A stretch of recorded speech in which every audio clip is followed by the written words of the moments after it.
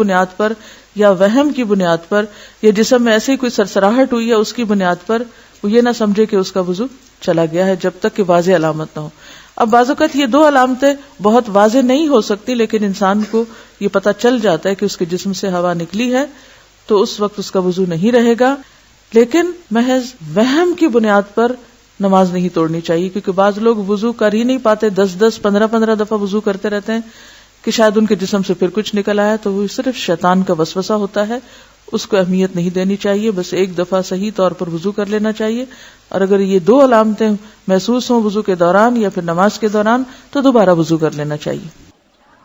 سہل بن حنیف سے روایت ہے, انہوں نے کہا مجھے مزی کی وجہ سے بہت مشقت برداشت کرنی پڑتی تھی, کیونکہ میں اس کی وجہ سے بہت کثرت سے بار بار غسل کرتا تھا. ہر دفعہ جب کوئی ایموشنل ایسا فیلنگ آئی اور اس سے جسم سے کچھ پانی نکلا تو میں پھر نہانے لگ جاتا, پھر نہاتا, تو بڑی مشکل میں تھا. تو میں نے رسول اللہ صلی اللہ علیہ وسلم سے دریافت کیا تو آپ نے فرمایا تجھے اس سے وضو کافی ہے. میں نے کہا اللہ کے رسول جو میرے کپڑے کو لگ جائے میں اس کا کیا کروں؟ فرمایا تجھے پانی کا ایک چلو کافی ہے, جہاں تیرا خیال ہے کہ وہ تیرے کپڑے کو لگ گئی ہے وہاں چلو بھر کے چھڑک دو, بس. ہر وقت استنجے کی بھی ضرورت نہیں.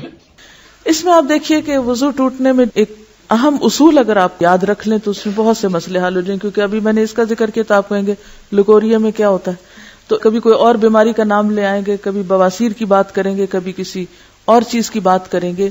تو ایک اہم اصول ہے کہ سبیلین سے جو کچھ بھی نکلتا ہے اس سے وضو ٹوٹ جاتا ہے. سبیلین دو راستوں کو کہتے ہیں, یعنی جو یورین کا راستہ ہے یا پخانے کا راستہ ہے اس میں سے کچھ بھی نکلے, چاہے وہ خون نکلے, چاہے وہ پانی نکلے, چاہے وہ چپکتا ہوا پانی ہو, چاہے وہ لکوریا کہیں اس کو, کوئی بھی نام آپ اس کو دیں, یا ایون ہوا خارج ہو, تو اس سے وضو ٹوٹ جاتا ہے. یہ ایک اہم ترین اصول ہے. اگر آپ کو یہ یاد رہے تو پھر ہر ایک نئے نام کے ساتھ کچھ سوال کرنے کی ضرورت پیش نہیں آئے گی. تو کچھ بھی نکلے جو جسم پر محسوس ہو تو اس کو دھو کر, یا اگر دھونے کا موقع نہ ہو تو ٹشو سے صاف کر کے. میں اس لیے موقع کی بات کر رہی ہوں کہ عام طور پہ گھر میں تو سہولت ہوتی ہے, لیکن بعض اوقات آپ سفر میں ہیں, استنجے کا موقع نہیں ہوتا, تو ایسی صورت میں ایسی خواتین جن کو مسلسل ایسا ڈسچارج ہوتا ہے وہ پیڈ یا ٹشو استعمال کر کے وضو سے پہلے اس کو ہٹا دیں اور تازہ وضو کر لیں, چاہے ان کا ویسے وضو ہو بھی.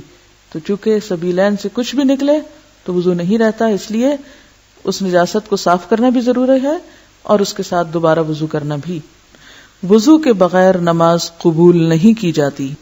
حضرت ابو ہریرہ رضی اللہ عنہ سے روایت ہے کہ رسول اللہ صلی اللہ علیہ وسلم نے فرمایا جس شخص کا وضو ٹوٹ جائے جب تک وہ وضو نہ کرے اللہ تعالیٰ اس کی نماز قبول نہیں کرتا. ہمارے چینل کو سبسکرائب کریں اور اس ویڈیو کو زیادہ سے زیادہ شیئر کریں, لائک کریں, کمنٹ کریں.